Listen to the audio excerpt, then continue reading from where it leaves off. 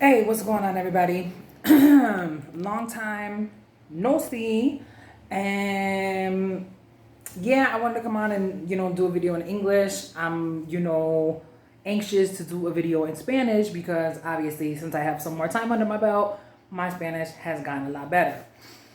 Um, but I know that some people watching the channel, maybe don't speak Spanish, and they're just, looking for updates. So for those that, speak English only, or whatever, or maybe interested in moving to Colombia, or maybe, just a friend of mine who wants to know what's going on, this is more of an update video.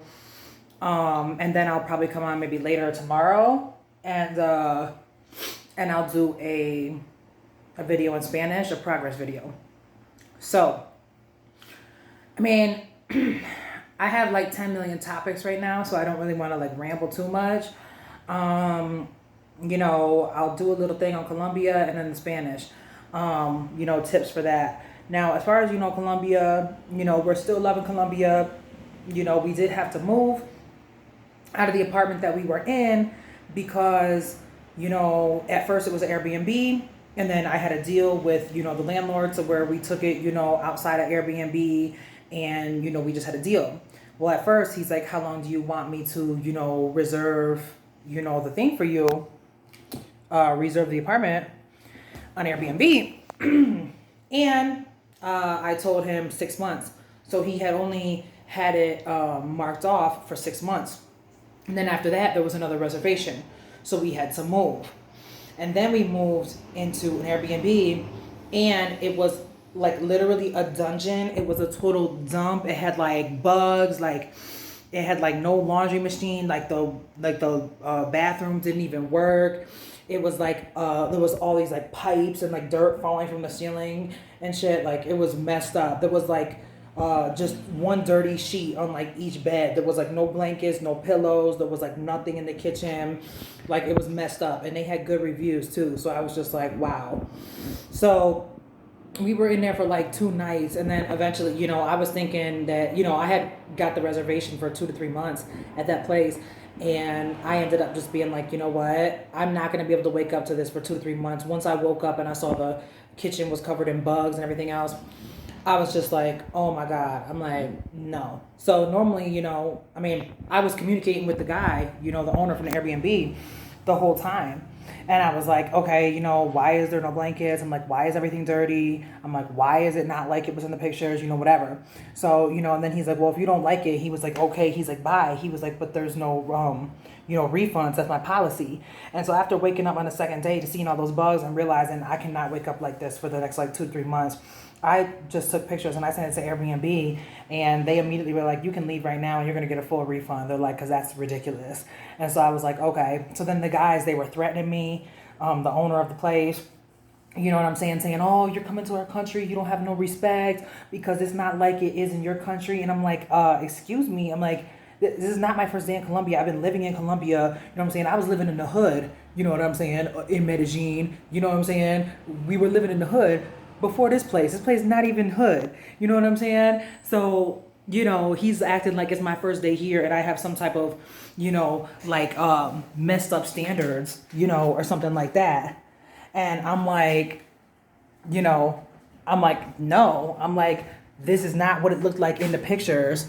I'm like, you're not going to bully me, you know what I'm saying, into agreeing with you, because he just thinks that I'm an ungrateful American or something like that. And I'm like, no, it's not about the standards or whatever. It's about, you know what I'm saying, the fact that, you're having a place, on Airbnb, and it's, it's not furnished, it's not livable, it's not clean, it's not like how it was in the pictures.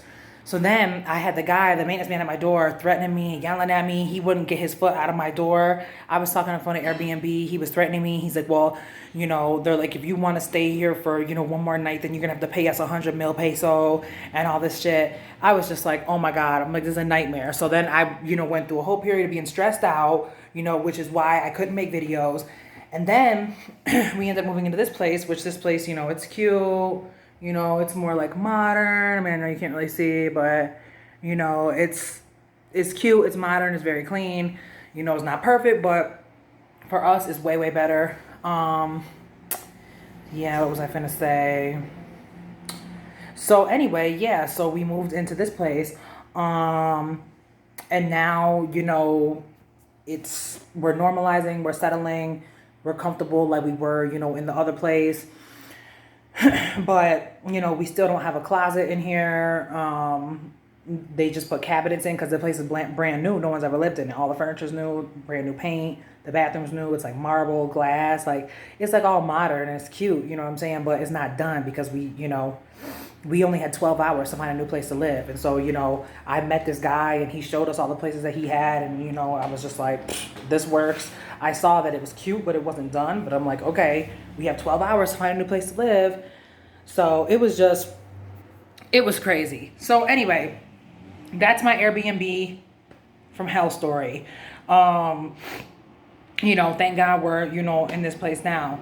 Now, as far as the Spanish, you know, my ideas and tips and, you know, everything, as far as the Spanish goes, is, you know, I will say that one thing that I am surprised at is that, you know, if you watch a lot of other Spanish Spanish learners and stuff like that on YouTube, they make it to seem like if you live in a Spanish speaking country for 6 months, you're like fluent. Okay, well, I've been here for what, 8 months now? And I studied for almost, what, a year and a half hard and intensely before I left. And I've been living in this country for 8 months. I don't have no English speaking friends. Everything that I do is in Spanish. Like I said, I registered my son's school, found apartments, you know, met friends, went through the whole visa process, you know, literally anything. You know, you're lost, you need directions, you know, you're, you know, in a store listening to an announcement, you know, you're at the phone store, you're at the bank. I mean, it's like everything's in Spanish, like literally constantly. Okay, no English for the whole 8 months, right? And okay, yeah, I do speak Spanish, like I said, you know what I'm saying? But can I say that I'm completely fluent? You know, like, you know, expressing things, you know, in the future and, you know, subjunctive and all this type of stuff. And well, I can obviously express stuff in the future, but like conditional, like that's something that is like new to me that I don't use that much, the conditional tense. Subjunctive, I use it sometimes because certain phrases, you know, are subjunctive. If you're wishing someone well, you know, que estés bien, or for example, que tenga un buen día o algo. It's like it's a wish or a hope for somebody. So those are common phrases. So yeah, you know, I can use a subjunctive if it's like a common phrase, wishing someone well or hoping someone well. But like, I don't know like all the conjugations or when you really use it or anything like that. So, you know, and the conditional, I'm just starting to use that sometimes. And when I use it, it's like sketchy and I'm probably like using it wrong. Now, as far as like the past tense, I will say I've gotten, you know, really good at the past tense lately. You know, there's like 10 different past tense in Spanish. It's like something, I don't know if there's 10, but it's a lot. So, you know, I've been using those all the time and using them well. As far as the past tense. And then, you know, the future tense is easy, but there's like a different type of future tense as well, which, you know, I'm getting better at as well. So future and past, I'm pretty good at. You know, conditional, I'm kind of sketchy at. Subjunctive, haven't even got there yet. But now knowing that much in the past tense and in the future, like, you know, have friends, you know, that I go out with that I talk all night in Spanish to. You know, people that I talk to on the street, sometimes I get into a conversation with them for a little while, vendors, you know, buying a juice or something like that, you know, talking to guys and stuff like that. You know, can be sitting there texting or, you know, even in person having a conversation for like 3-4 hours. So it's like, you know, obviously I don't want to think as hard as I'm thinking. And sometimes, you know, I act like the person I'm talking to is like my Spanish teacher. I'll be like, estaré. I'll be like, oh, estará. I'll be like, you know, it's like the person can't really fully relax and have a conversation with me because I use the person that I'm talking to as like a Spanish teacher. And I'll ask them, is it this or is it this? Why is it this? And they're like, lady, I don't know. They're like, they're like, just speak. You know what I'm saying? Sometimes, I'm sure it's annoying, but I'm a perfectionist and I'm curious. And, it's like, instead of just making a mistake, I'm just trying to clarify before I make the mistake so that I don't make it again. So that's just how I am. You know what I'm saying? So I feel like, I'm probably not the most comfortable person to have a conversation with. Sometimes I do doubt myself. I can't, have really profound, deep conversations, but I can, like getting there. You know what I'm saying? I can get my point across. I probably can't get as detailed and as deep as I want to get, but like, you know, I mean, it is what it is. But the thing is, it's like I'm also taking classes, 2 to 3 times per week, and, when I'm watching, Netflix and stuff like that, I'm always reading the subtitles in Spanish because a lot of times, my son's loud. I might have the fan on, it's a really loud street right in front, and, you know, that's one thing that helped me a lot in the past week because at this apartment, there's a smart TV with Netflix. A lot of the series that, the original version is in English. I would like to say that I'm so motivated that I'm watching stuff in Spanish. It's like, sometimes I try, but, like comedies and stuff like that or a series. But it's like you can't even enjoy it because it's like you're just so focused on like paying attention so hard, So it's like if it's a series and it's an English like based series, of course I'm gonna listen to it in English. But the thing is that the subtitles are in Spanish, and I usually cannot hear what's being said because it's so loud. So I've been watching everything and I've been reading it like a book, like to go along with the pictures. And 1 week of doing that, I've been using all types of more advanced like phrases because I can see how it's written out. So I see that like sometimes there's a say in front of something and it's like I don't know why, but I know that it's there. You know what I'm saying? Just because like they say, there's 4 different parts: reading, writing, speaking, and listening. And, I speak a lot and I listen a lot. And I mean, if you count texting, I kind of read and I write a lot, but not really. Like, I mean, not read as much as I should. You know what I'm saying?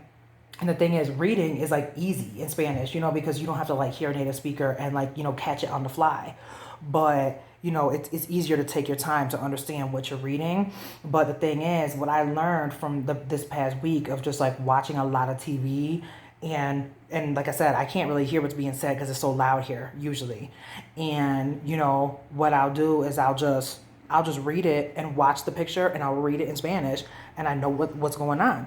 And the way that I'm reading it, like I said, there'll be say, lay, this, that. It'll be different constructions and even subjunctive and stuff like that. That I'm like, oh, okay. I'm reading it so much that I've even began to use it.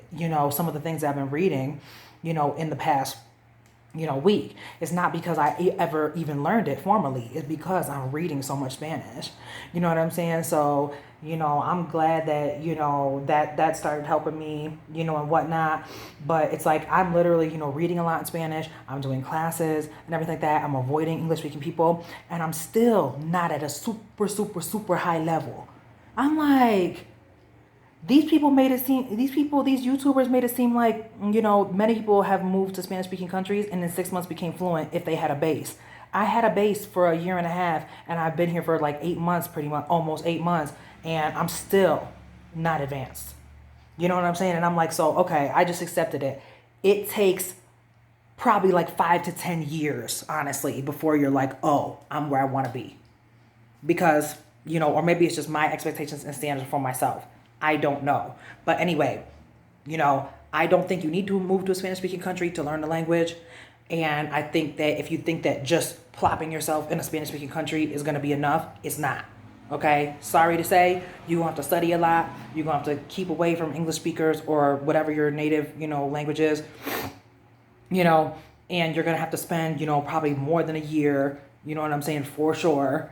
Is it helpful? Is it still fun? Do you still get to interact with the language and explore the language? Does it probably accelerate you a little bit? Yes. But is it like you just wake up one day and you're fluent just because you walking down the street and magically absorbing like random conversations around you? Oh, reading signs. Oh, and it just all comes together? No. People oversimplify that shit. I feel like other YouTubers. You know what I'm saying? And so, my thing is that I just, I'm not frustrated. I'm happy with where I'm at. But it's just the reality that I really, really thought that I was going to be totally fluent in 6 months. like facts. And I think I'm B2. You know what I'm saying? I don't know if you guys are familiar with the different things. I'm like B2, right? That's like intermediate. It's like middle intermediate. And there's all these like other little mini, whatever. Well, whatever. It is what it is. Let me cut off this video because I'm talking too much. So that is my Airbnb from hell experience. And then also a little bit of me, explaining to you in English, you know what I'm saying, my thoughts on the learning process. I'm going to come back and do a video in Spanish. Thanks for watching.